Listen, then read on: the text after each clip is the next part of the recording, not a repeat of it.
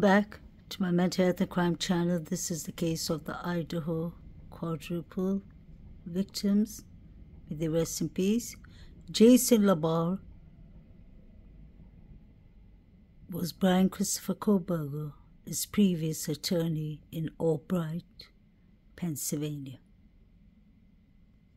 Seems to be a very intelligent criminal lawyer.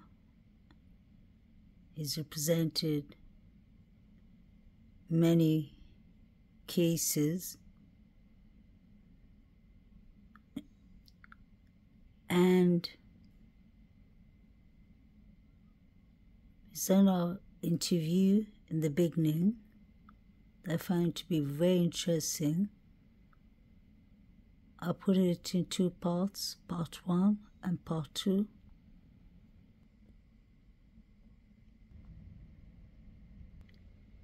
Bryan Christopher Koberger's attorney in Pennsylvania, Jason Labar, did an interview with Bryan Entins from News Nation. It's very interesting, actually. That's why I love going back to the beginning of each case.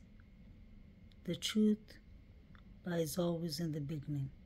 First met Bryan Koberger in Pennsylvania, what was your first impression? When I met Bryan Friday night, the night he was arrested, Bryan was very cordial. He was calm. He was aware of what was going on. He was shocked by the arrest, but he certainly was easy to talk to, very intelligent, and I really had no issues talking to him. Did you talk about the details of the case?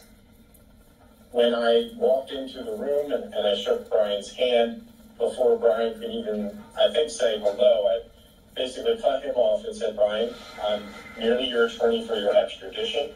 I don't want to know any of the details about the actual facts or circumstances of the case or the allegations against you. That's for your attorney once you get out. I'm simply here to talk about the extradition and really the elements surrounding the extradition proceeding. Basically cut him off and said, Bryan, I'm merely your attorney for your extradition. I don't want to know any of the details about the actual facts or circumstances of the case or the allegations against you. That's for your attorney once you get to Idaho to talk about. I'm simply here to talk about the extradition and really the elements surrounding the extradition proceedings. Did you get the sense, because he was getting his PhD in criminology and had his master's, that he had a good understanding of the process more so than like a regular client you may have? Well, you have to understand the clients that I normally have don't even have a high school education, let alone a degree from a college. So it was much easier to talk to him about how things would proceed and how the hearing would go than my usual clients, being a public defender. But yeah, it was pretty easy to talk to him. He was aware. He did ask questions about how things would go. He wasn't fully aware of the legalese behind the hearing. Stops, because I think we got it from you first that those stops had happened. I think it is accurate. It came from me. It really just came in conversation with Bryan and his father. I was aware that I was trying to make sure that they knew the date that they came back from Pullman, just to make sure that it establishes that he would have been in and around the area at the time. The incident never contested. He had been in Washington State University up until mid-December.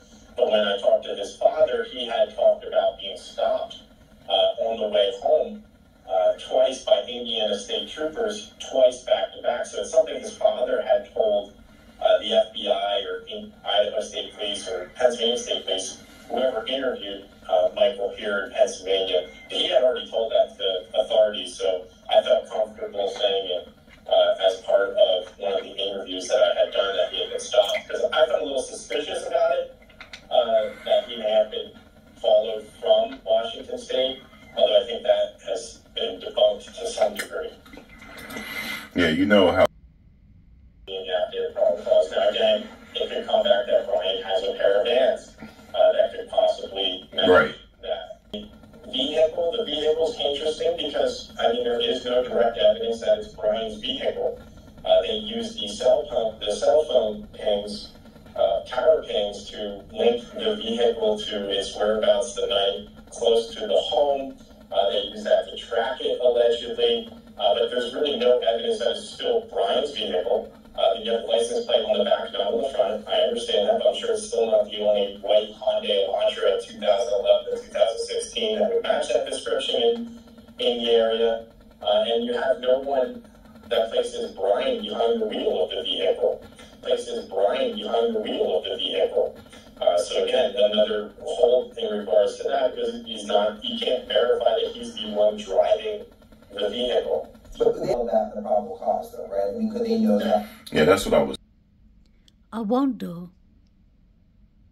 besides DM, was there any other witness that saw Bryan Christopher Kohlberger come inside the property and leave the property with a weapon in his hand?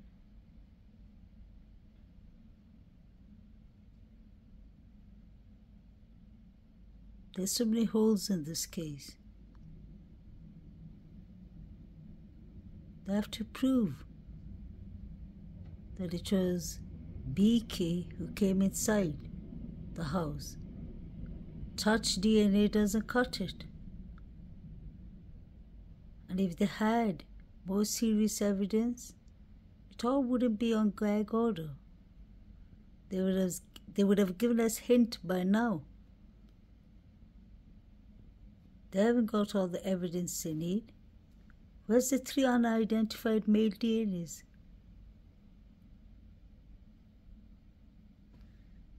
Even the van shoes isn't the size of Bryan Christopher Kohlberger. The height DM gave wasn't BK's height. She said 5'10". BK 6'2", 6'1". The description of the car was 2011 to 2013 Hyundai Elantra, white Hyundai Elantra. And 7 weeks later,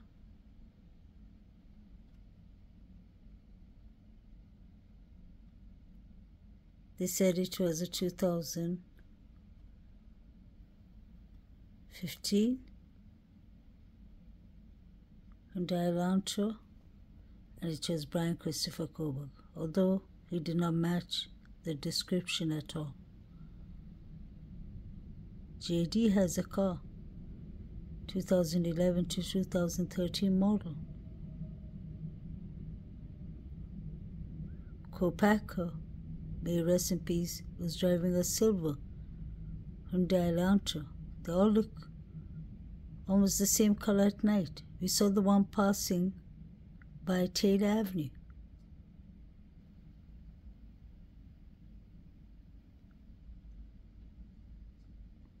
And Taylor and her team can easily get a mistrial here. They may end up filing the Brady Giglow material. They're not getting all the evidence. They're not getting the 3 unidentified male DNAs.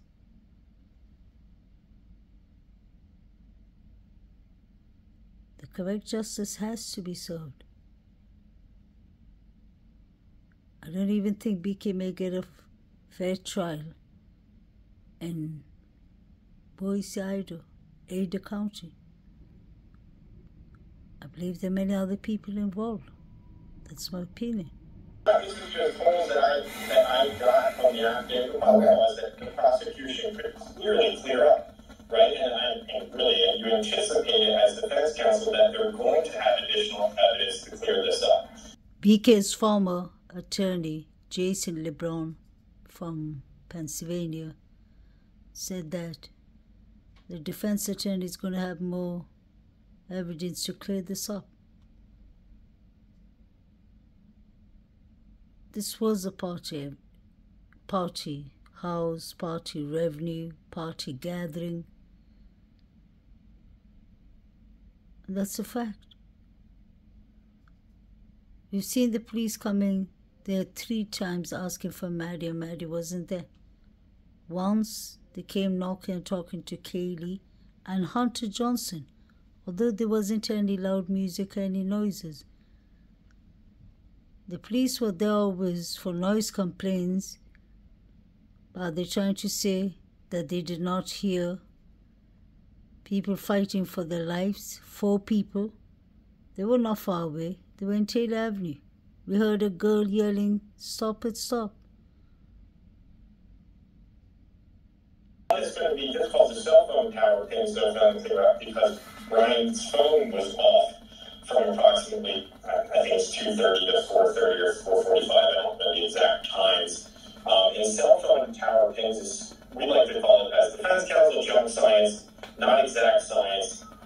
The cell phone tower ping is that when you send a signal out, it pings off of a tower. When it hits that tower, it creates a radius as to where you could be placed around that. The attorney Jason LeBron has a point there. I've always heard that the location wouldn't specifically come up, but it'll come up around the near areas you are in. Unless they use some other trackers. So they would know if you call for 911 emergency number. They ask you details like where are you,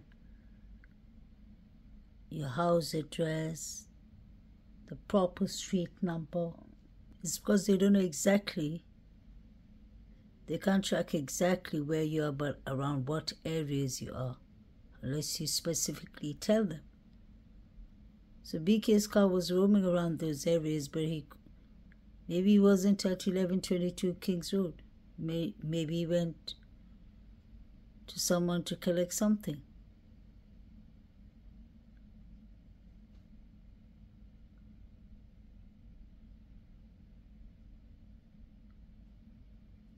Phone can ping near the area you are at, not the exact location. Jumping to conclusions, automatically you worry about the presumption of innocence and the integrity of the criminal justice system. So I said, Bryan, is it okay if we get a statement out? And that's when he brought up the eager to be exonerated language. And obviously that was included in the statement. So that was him who wanted to put that in.